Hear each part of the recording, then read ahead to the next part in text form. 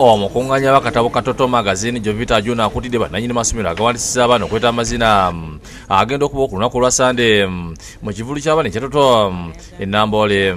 Nga bulijjo tubasuubiza ebintu ebirungi ebijja kubeerayo abaana bye bajja okuzanyisa nga bw'omulaba wano tuyina Santa Corner, live music performances, bouncing castle, tuyina the zoo tubaleetere ebisolo kumpi awo. Ategeeza nno bakusasula ssente buli omu emitwalo ebiri era buli aneeta amazina n'akuutira abazadde okuleeta abaana.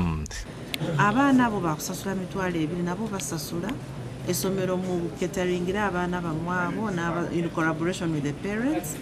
Abaana abo bwe bagenda ku stage ne bawangula tewali mwana agenda okutwala essente as an individual.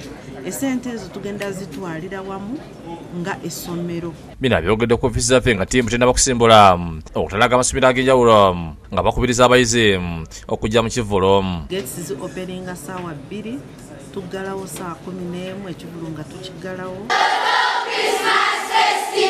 Olva ttiimu etalaza amasomero era batandikidde ku ssomero lya St. Angela gye basanze abayizi nga bavuganya amazina okulondamu agenda okubakiikirira ku ssande.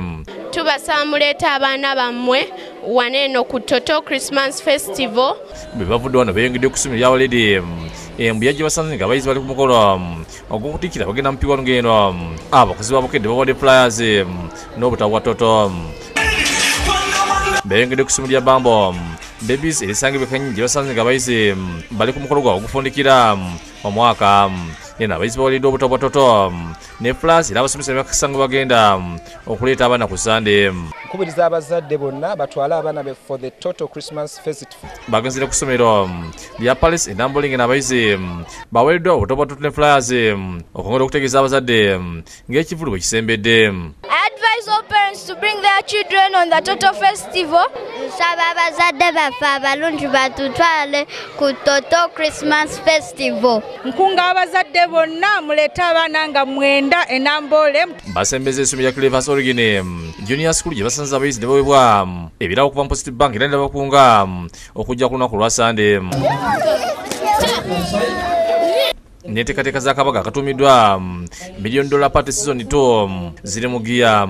Bano batuuzire okulonda Namboole club governor okulaga abantu bonna ku bigenda okubaawo nga 13 omwezi guno. Joseph Wajala atadde mu ssente asibye abantu bonna okujja okunyumirwa ate nga bwe bawangula ebirabo. Come and party for a purpose. Pay your money and go home with something. Abunaanyizibwa Kabaga kano Bosa Gonzaga agambye nti bataddewo ensimbi nnyingi okulaba nga bannayuganda banyumirwa. Tulina domestic plans nyingi ez'okuwangula omuli TV sets, home theatre and so many more. So omanyi you just can't imagine nokwata emitwalo 5 nojja mu club governor n'ogula ticket then n'ovaawo ne TV set ya millions 4 plus. Okuyingira gigenda kubeera emitwalo 5 nga bayimbi okulira Manamakula Phil ne Zani Brown n'abalala bangi bakubaayo. Godfrey Katongole ne Phoebe Nabagereka bakusakidde eggulu eno lwa Bukedde TV.